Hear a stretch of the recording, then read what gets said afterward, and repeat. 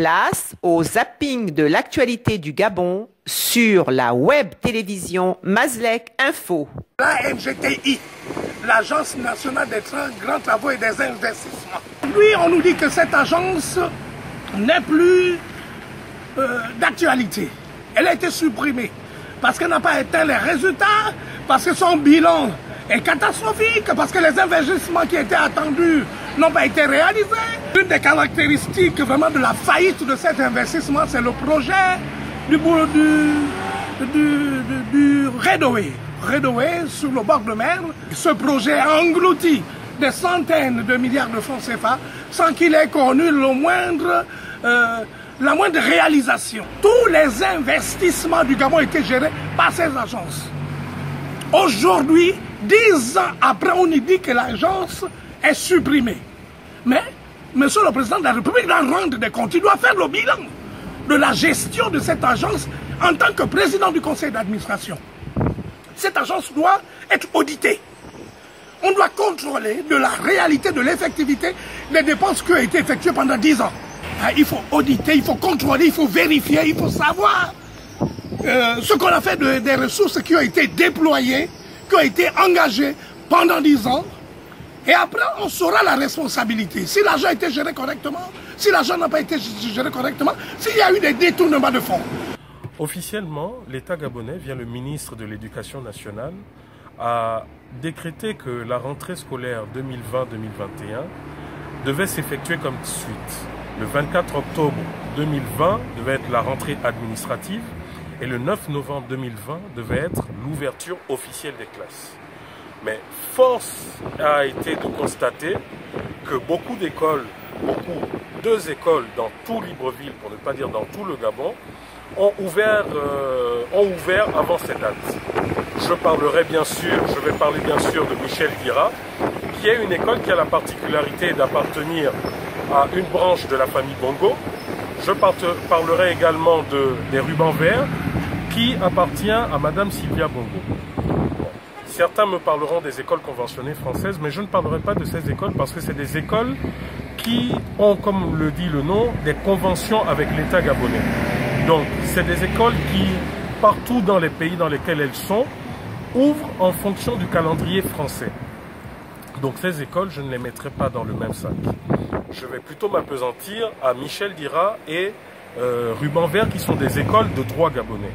Bon, ma question est de savoir pourquoi les autres écoles privées ou publiques n'ont pas eu le droit d'ouvrir, mais plutôt ces deux écoles ont eu ce droit. C'est une faute morale pour la première dame d'avoir autant d'argent plutôt que d'investir dans des établissements où tous les Gabonais pourraient apprendre dans de très bonnes conditions, parce qu'allez-y sur le site de Ruban Vert, allez-y sur le site de Michel Dira, vous verrez que c'est des établissements qui bénéficient de bons partenariats à l'étranger, qui ont des professeurs que vous ne verrez jamais entrer en grève. Donc pour moi, j'estime que c'est une faute morale. C'est la même chose pour l'école de Madame Boranso, Bertéjean. Vous ne pouvez pas être à la tête de l'État à travers la Cour constitutionnelle, être au fait des réalités des Gabonais et créer des établissements qui ont de très bons partenariats, qui font de très bons résultats, mais des établissements qui sont réservés à des élites. Qui peut envoyer son enfant dans vos établissements avec une scolarité à pas moins d'1 million?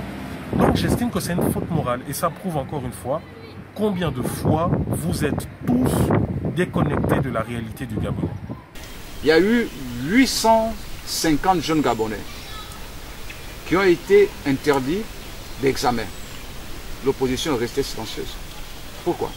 Parce que justement, ces gens restent encore, pour beaucoup, des personnalités d'exception. Si vous prenez votre véhicule et que vous allez vous mettre devant le lycée français, vous allez vous mettre devant Montaigne, vous verrez que les enfants des gens qui sortent, c'est beaucoup d'anciens barons, du PDG qui sont joués dans l'opposition. Donc, ces gens-là n'ont pas épousé le Gabon profond. Ils ne connaissent pas le Gabon. Monsieur Bongo et Monsieur Chambrier ont pratiquement la même sphère de vie. Comment voulez-vous aujourd'hui que le fils de Ping puisse s'émouvoir sur la situation de l'école de Bellevue 1, lui qui n'a jamais appris dans l'école publique?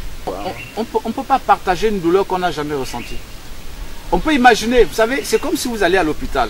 Vous voyez votre ami, votre frère est malade, vous dites, ah, je sais ce que tu ressens. Non, vous ne pouvez pas savoir ce qu'il ressent. Vous pouvez imaginer, mais vous ne pouvez pas savoir. Vous ne pouvez pas savoir. Il faut vivre la douleur. Il faut la ressentir. Aujourd'hui, toutes les questions sociales, pourquoi l'opposition n'en parle pas? Parce qu'ils ne vivent pas la réalité du Gabon. Pourquoi pensez-vous que M. Mamoudou avait cette emphase, cet aimant qui fixait les populations sur ses discours? Il va à Bellevue 2, il va à Bellevue 1. Il savait ce que c'était la misère. Vous croyez que M. Zouba a la même orientation? En termes de létalité de la Covid-19, notre pays a le plus faible taux de létalité de la sous-région avec 0,6% de létalité. Pour ce qui est de la guérison, la plupart des personnes atteintes par la Covid-19 est guérie. Nous enregistrons un taux de guérison de 90,9% parmi les meilleurs taux de guérison de la sous-région. Le pire estimait à 10 000 le nombre de cas positifs de la Covid-19 au Gabon, fin juin 2020, avec plus de 2000 cas graves et 500 décès. Il ne faut pas quitter le certain pour l'incertain.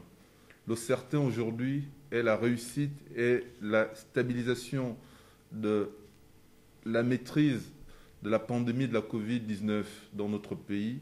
Et le certain, c'est les mesures que nous pourrons prendre en pensant que nous maîtrisons la pandémie de la Covid-19 et nous retrouver dans, comme certains pays aujourd'hui, qui se retrouvent dans une situation à la limite dangereuse à cause de l'augmentation exponentielle des cas de Covid-19 qui est aujourd'hui enregistrée dans leur pays. Respectons les mesures barrières pour limiter la propagation de la pandémie de la Covid-19 dans notre pays. Tu vas avoir l'argent. Vous arnaquez les bras, non? Tu vas avoir l'argent. Oh, c'est oui. Oh, c'est oui.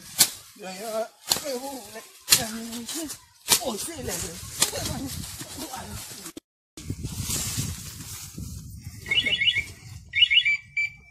C'était le zapping de l'actu du Gabon sur Mazlek Info.